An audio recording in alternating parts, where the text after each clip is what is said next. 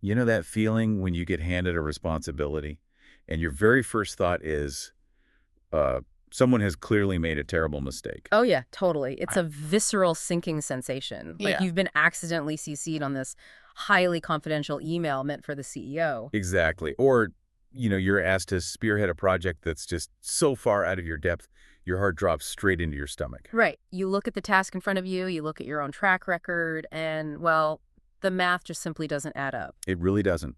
And today, we're diving into a profound remedy for that exact brand of human inadequacy and fear. We're pulling this directly from our core source material today, which is the sermon, Yeah, the sermon. It's such a fantastic text because it doesn't give you a shallow pep talk. It goes deep into the book of Exodus and then all the way to the Gospel of John. which is huge. Because this is for anyone listening right now who has ever felt, completely overwhelmed by a calling or a responsibility. Okay, let's unpack this because we really need to set the scene first. Right, let's start with Moses. Yeah, the sermon starts with Moses standing in the wilderness, Yeah. staring at this burning bush that is miraculously not turning to ash. And God gives him this command that the sermon describes as just entirely absurd. Oh, completely absurd. He tells this fugitive shepherd to go right up to Pharaoh, who is unequivocally the most powerful ruler in the known world, and demand the release of an entire nation of enslaved people. Just a casual request, right? Yeah, exactly. The sheer imbalance of that situation cannot be overstated. Moses had already tried to take justice into his own hands decades earlier, and he failed disastrously. Right, he was chased out of Egypt. Exactly. He spent years in obscurity just tending sheep. He has zero political leverage, zero military backing. And on the other side, you have Pharaoh, A literal king on a throne. a monarch who doesn't just command the greatest armies, but in that Egyptian context, he's viewed as a living god. And Moses reacts the way, frankly, any sane person would. He says, "Who am I that I should go?" And the sermon points out this isn't him being rebellious. No, not at all. It's not false humility either. It's just raw, honest insecurity. It's modern imposter syndrome, like getting a massive promotion and concluding you just don't measure up. What's fascinating here is how the sermon diagnoses the deeper theological root of that feeling. Because Moses' problem isn't that he's accurately recognizing his own weakness. Right. His problem is the metric he's actually using to measure it. He's measuring the call of God by the capacity of man. The sermon notes that, because of the fall, humans are inherently insufficient for God's purposes on our own. Wait, okay, but if we're inherently insufficient, isn't imposter syndrome isn't it just accurate? Well, yes and no. Because Moses isn't just making things up. In a vacuum, he is wildly unqualified. If this mission depends on his charisma, it's going to be a tragedy. He has every right to be paralyzed. Oh, he is entirely correct in his self-assessment. If the success of the Exodus rests on his resume, it's completely doomed. But that's exactly where the sermon pivots. Okay. It highlights how God responds to this massive, totally justified insecurity. And I got to be honest, if I'm doubting myself that much, I usually want, like, a detailed strategic plan, Yeah. or a serious pep talk. Why doesn't God just build Moses up and tell him he's stronger than he thinks? Because that pep talk would be reinforcing the exact wrong framework.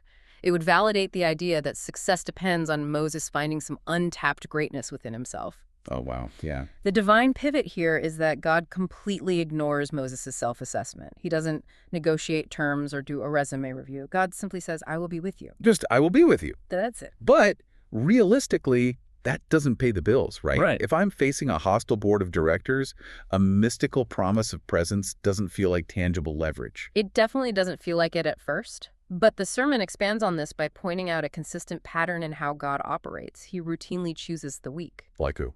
Well, the sermon gives examples. Abraham, an old man. David, the youngest son.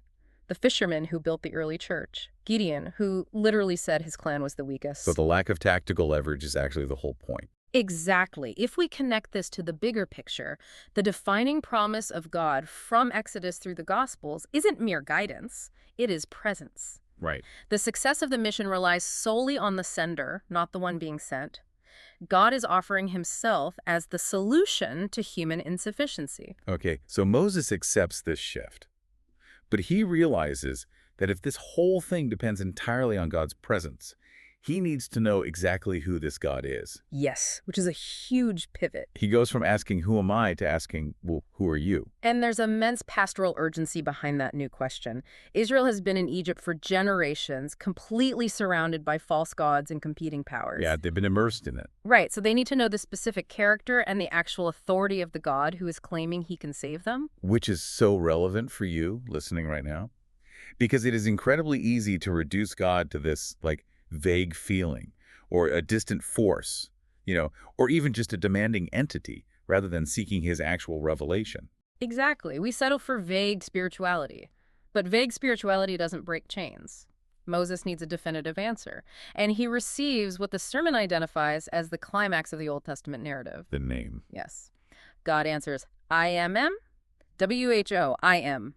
In Hebrew, that's Ehia Asher Ehe. I am. W-H-O, I am. And the sermon brings up this theological concept here to explain it.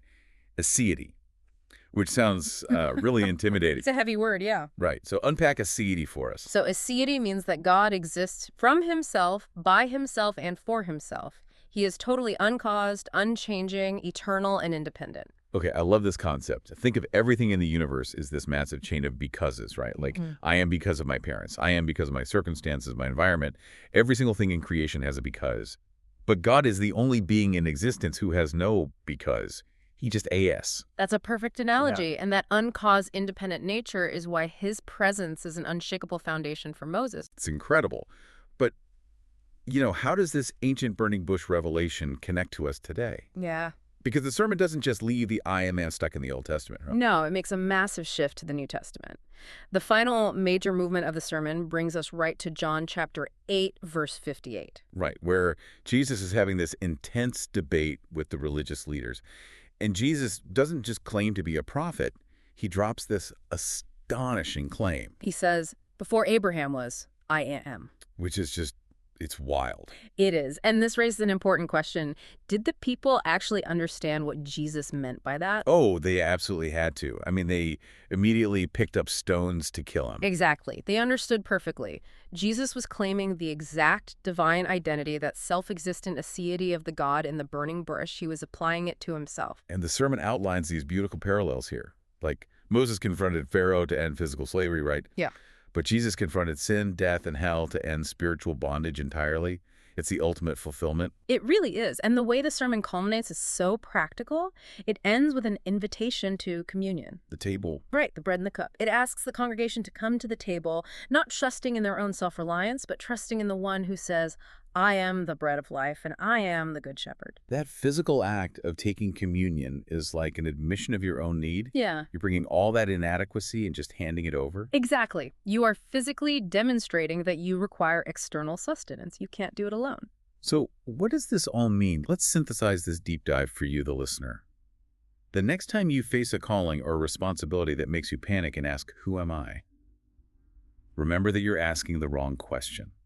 Right. The right question is, who is God? And the answer is the unchanging, self-existent great I am who promises to be with you. And I want to leave you with one final provocative thought to mull over. It really builds on the sermon's themes. We spend so much time trying to fix our weaknesses, Yeah, constantly. We want to become utterly independent and self-sufficient.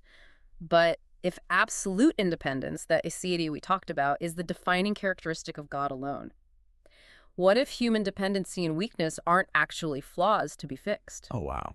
What if they are the exact design features meant to drive us perfectly into the presence of the I am? That is such a powerful perspective shift. Thank you so much for joining us on this deep dive into the sermon. We hope you keep asking big questions, exploring these profound truths, and leaning into the I am. We'll see you next time.